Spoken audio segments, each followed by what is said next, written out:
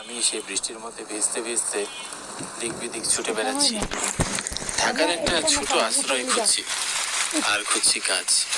আমার নাম বিনু, বাবা মায়ের একমাত্র সন্তান। বাবা মা দুজনেই গত হয়েছে 2 বছর আগে। শেষ আশ্রয় মামি, সেও আজ তাড়িয়ে দিলেন। অগত্যা এই দুর্যোগের রাতেই হন্যে হয়ে একখানা কাজ করছি। হায় ভগবান, একই দিন দেখতে হলো আমার। এই ঝড় বৃষ্টির রাতে আমি এখন কোথায় আশ্রয় নেই?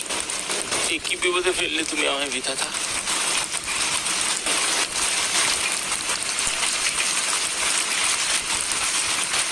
সহসা কিছু দূরে খানিক আলো দেখতে পেলাম। মনে একটু সাহস বাড়ল। তড়িঘড়ি করে ছুটে গেলাম সেদিকে, যদি কোনো আশা ভরসা পাই। এটা তো একটা চায়ের দোকান, যে যাক ভালোই হয়েছে। এখানে গিয়ে কোনো কাজ পাই কিনা দেখি।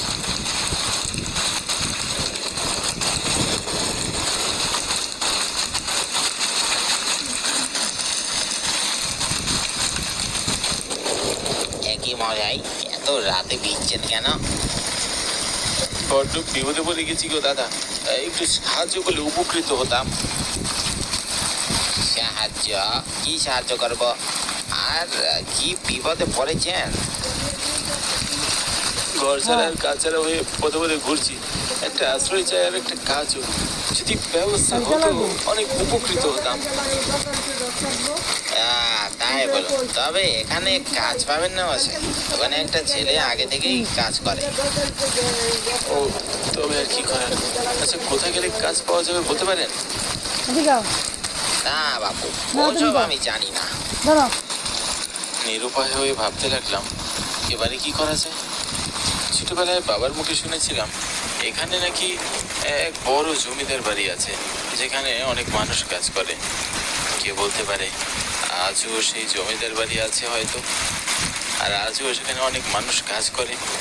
যদি সেই জমিদার বাড়িটা একবার খুঁজে পাই, নির্ঘাত একটা কাজ জুটিয়ে ফেলতাম। তবে কোথায় পাই? চারপাশে বৃষ্টির রেশ খানিকটা কমে গেল। ভাবলাম এই ফাঁকে জমিদার বাড়ি খুঁজে সেখানে গিয়ে একটা বন্দোবস্ত করা যায় কিনা। বলছি, ও ভাই, এখানে একটা জমিদার বাড়ি ছিল না? জমিদার বাড়ি? হ্যাঁ, আছে বটে। কেন? ভাবছি ওখানে একবার যাব। কথাটা শুনে মাত্রই দোকানদারের মুখটা কেমন যেন ফ্যাকাশে হয়ে গেল। খেয়াল করলাম সেখানে থাকা বাকিদের মুখও কেমন যেন কালো হয়ে গেল। বেশ ভয় পেলে মানুষের চেহারা যেমন হয়, ঠিক ওরকম। এটা একটা কাজ হলো, মশা তো চুমাইবো।